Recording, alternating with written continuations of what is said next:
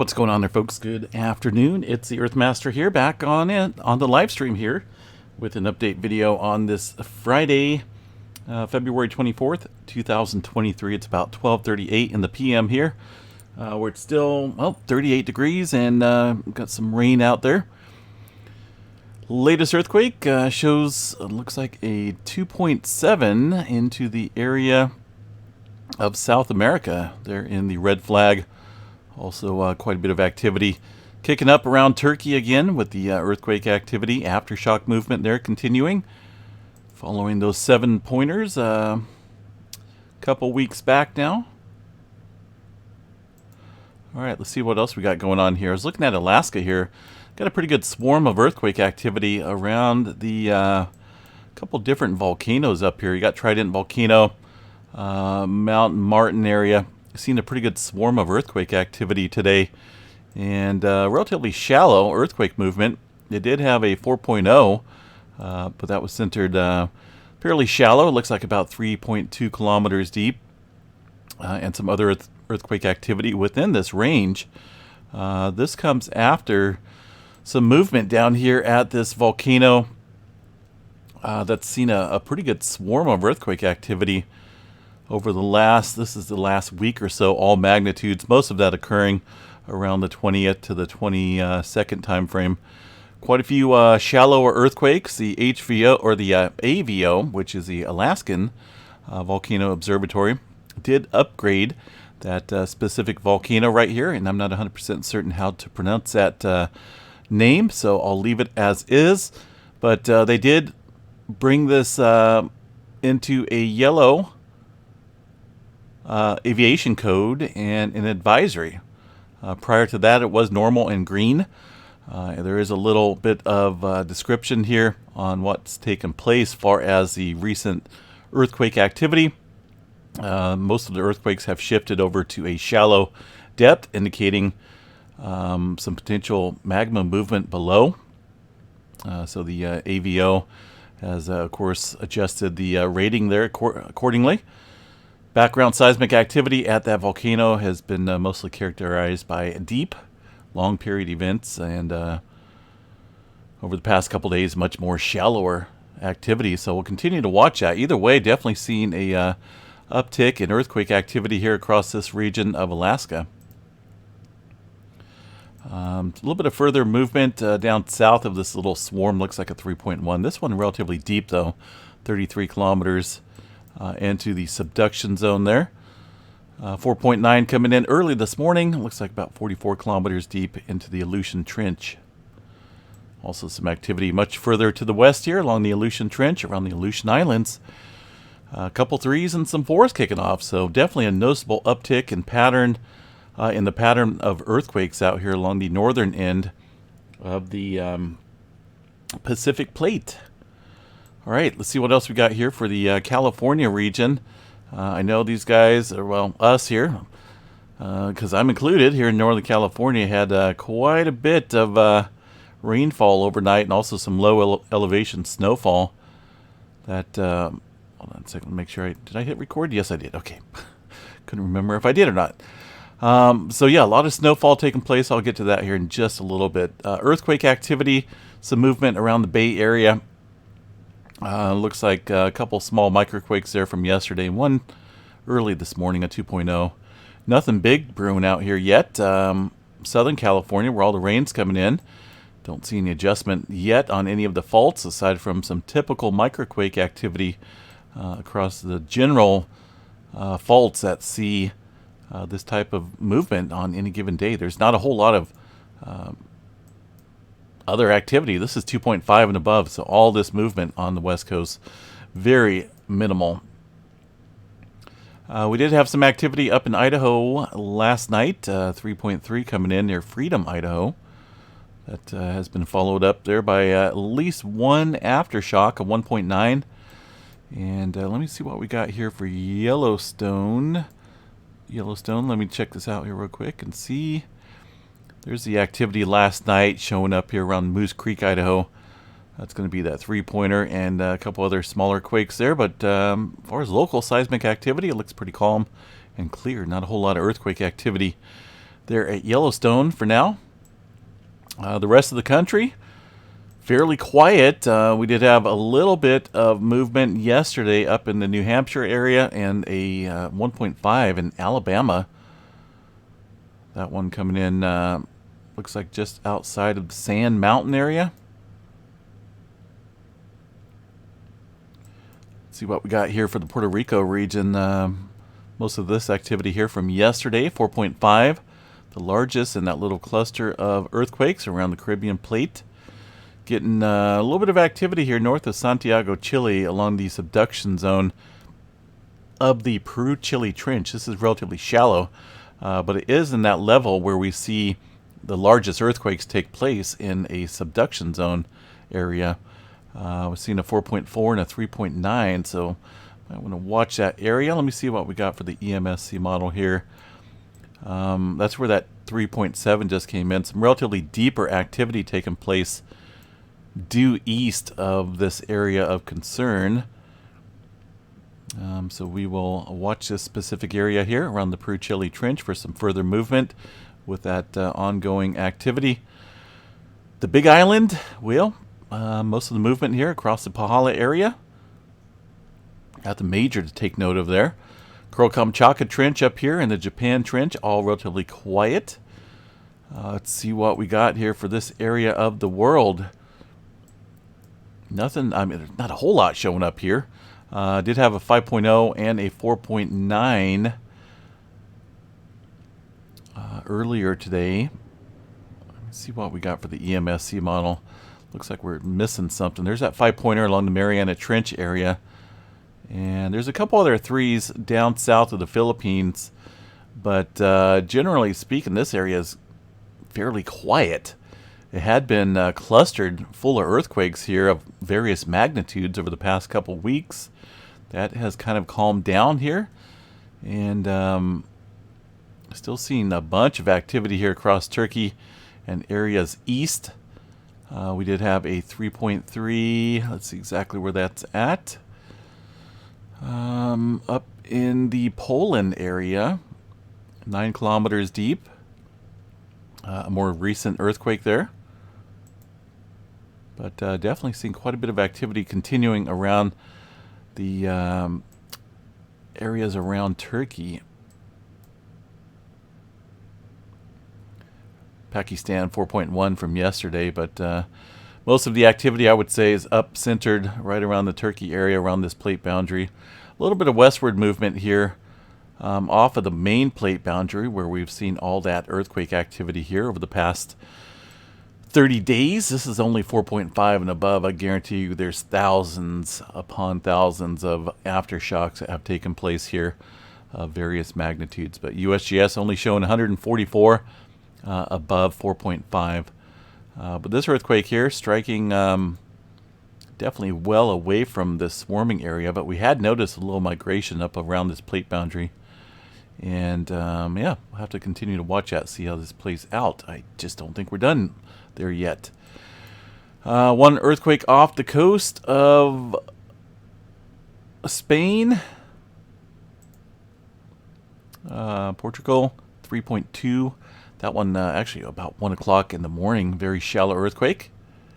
Nothing going on across the Atlantic Ocean for now. Again, we'll continue to watch South America region and up around the Alaska area for some further movement. Definitely noticeable activity across these regions over the last 24 hours. Down along the Kermadec Trench, we got 4.8 coming in this morning, 10 kilometers deep. Very shallow earthquake here. New Zealand region, let's see what we got here centered around the area. That's about the only earthquake listed up there on the map, a 4.8. I don't believe, well, just for fun, let's double check the GeoNet servers and see what's being reported. I forgot I do have only the EMSC, GeoNet. I added them, where'd they go? Right here. I knew I put them up here somewhere. Let's see here. 2.7 from yesterday. These are just going to be weak and above. So we'll check out the all magnitudes here. and mostly 1s and 2s across the area of North and South Island. There's that 4.7. These guys are stating 33 kilometers deep 5 hours ago. Aside from that, looks like a somewhat of a quiet day at 4.5 9 hours ago. Pretty deep into the Kermadec Trench. Not for sure why that one's not showing up across USGS or the EMSC model. Alrighty, let's see here. Space weather activity, and then we'll jump into weather. Looks like we're currently experiencing a M flare as we speak. A moderate M flare coming in, creating a little bit of a high frequency radio blackout along the sunlit side of the Earth, centered over the South Pacific Ocean. It looks like M2.6 coming in from a, ooh, look at that. That's got a nice, ooh, goodness, that's a beautiful feature. I'm going to keep this one open here so I can get a shot of that. Let me bring back up the space weather event here. Looks like that is coming from our old sunspot that produced the X flare last week. That is quite the dramatic explosion there on the sun, blasting off some plasma. Look at that. That is quite impressive. So that's coming off of 3229. Let's see what it looks like today. It's on the map here. It doesn't really look all that complex. I'm thinking, if anything, it should be coming from this big, huge, complex sunspot. But that's not where we're seeing it with this current flare going on. Also down here, center disk, Earth-facing sunspot region. There's a lot of complex structure within this sunspot. So a couple big ones here currently facing the Earth. And that is a dandy. Look at this. Goodness.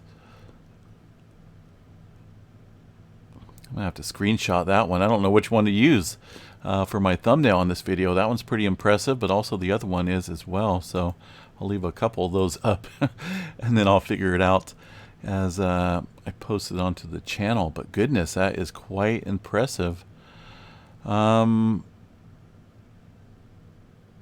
So this has got to be, was this article just put out? Let's see here, 3229. I believe it was here, just a fairly recent updated article from the Solar Ham site. Long duration M3.7 X-ray event was just observed following a filament eruption in the vicinity of AR 3229. So that's what we're seeing.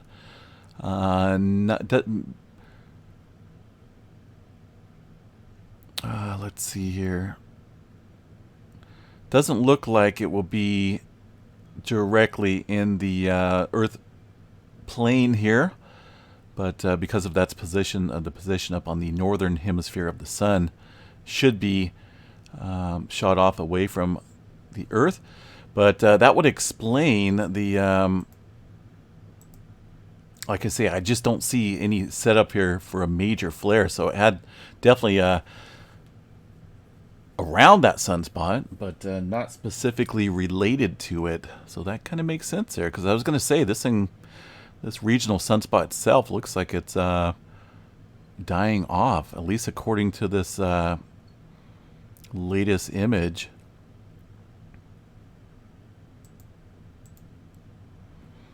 But yeah, it's a absolutely beautiful image.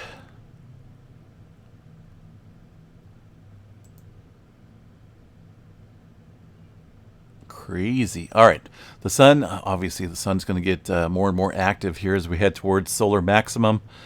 We're just, well, I tell you what, we're way ahead of schedule in terms of the amount of energy we've seen from these sunspots and sun flares.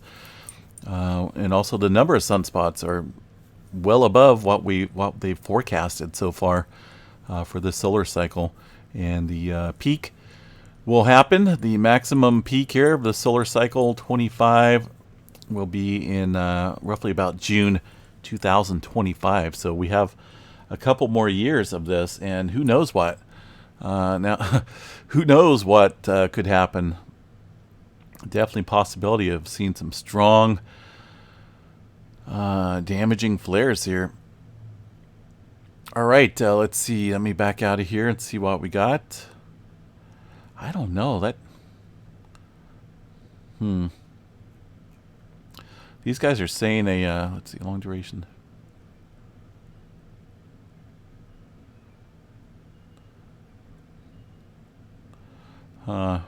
Weird. All right, I'll have to look into that a little bit more and see the specific cause of that activity.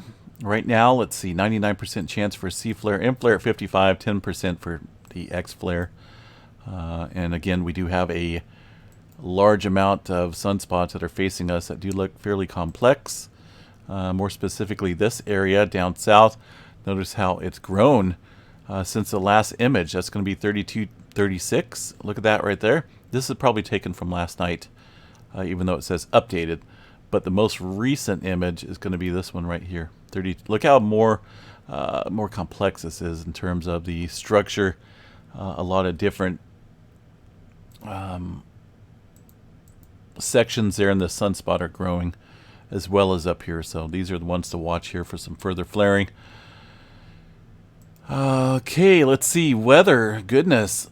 So here is our storm system off the California coast. Kick this up in the last 6 hours. This thing is a beauty. It did bring some low elevation snow around here. Specifically in Chico, we didn't have any. Last night when I was out live streaming in the storm, we did have some large flakes falling down for a little while. It was intermittent rain, snow mixture for a little bit, but it stayed pretty consistent with the temperature, about 37 degrees all night. We did see a bunch of snow pretty much corning northward into Red Bluff and Redding, where they've seen 6 to 7 inches of rain, or snow, excuse me. Here where I live, we picked up just over an inch of rain with a little bit of intermixing snow. So I'm a little bit bummed out for that, but over here west of Willows, there's quite a bit of snow down to about the 300-foot elevation just outside of Thunder Hill Racetrack. Heading west towards the foothills and the coastal range, seen a lot of snow. This storm system is scooting down south, bringing Los Angeles a bunch of rainfall right now, and some snow up in the mountains. Pretty impressive snow. This is the current radar imagery here for the region. Quite a bit of rainfall coming in. Again, looks like Los Angeles getting a pretty good dumping right now. Santa Barbara northward all the way into Coalinga, and these areas definitely seeing quite a bit of snow, I'm sure, across the Grapevine, which I think is closed. So yeah, that's, this is definitely a beneficial storm for the West Coast and Southern California. So yeah, we'll continue to watch it. There is a chance of, I think, some thunderstorms out here today, along with this low pressure system spinning off the coast like that. Let me see what we got for a potential thunderstorm. Doesn't look like there's a huge amount of Cape value. None really, but at least not showing up here on the map. You would see it. It would look something similar to, well, I don't know if we have anything back east. A little bit over here around Georgia. It would look something like that as far as the Cape values go. But here for the West Coast, I guess we'll just deal with this cold, low pressure system and then the much needed rainfall that we're getting. Wind speeds out there, Southern California getting in on quite a bit of wind around the Los Angeles area. Now these mountains here to the north of Los Angeles are underneath a blizzard warning. So you got all that heavy duty snow and winds up here 50 miles an hour or potentially more around some of the higher peaks. Makes for a definitely a blizzard setup.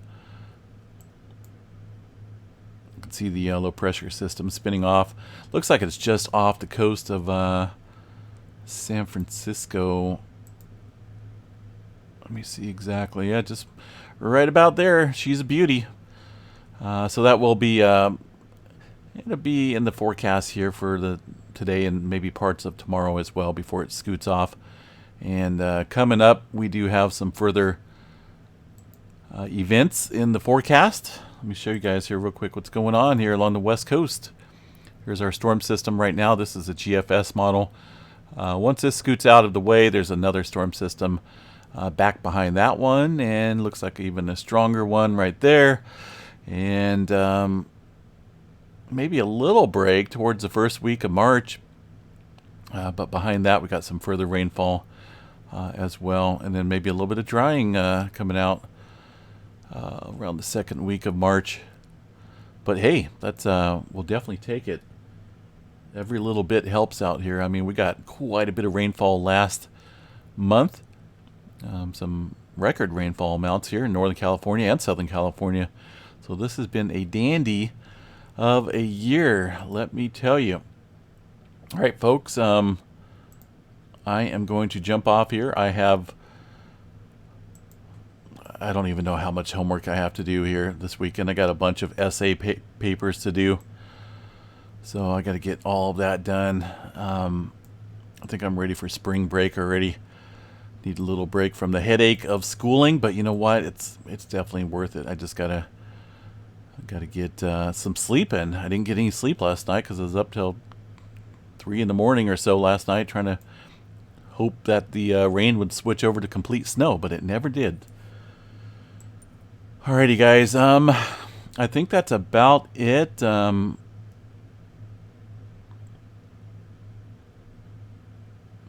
Australia had a 3.3. That's a little odd one right here. About 10 kilometers deep. I notice this area has been seeing some off and on earthquake activity. See how far back this goes. This doesn't go 30 days, but every once in a while it seems like we have a couple twos over here, Western Australia. And now we got this 3.3 coming in there. Alrighty, either way, have a good day, folks. Stay dry, stay warm if you're out there in the cold. Perfect timing for an alarm to go off, right? Scared the heck out of me. We'll catch you guys a little bit later on tonight. Have a good one.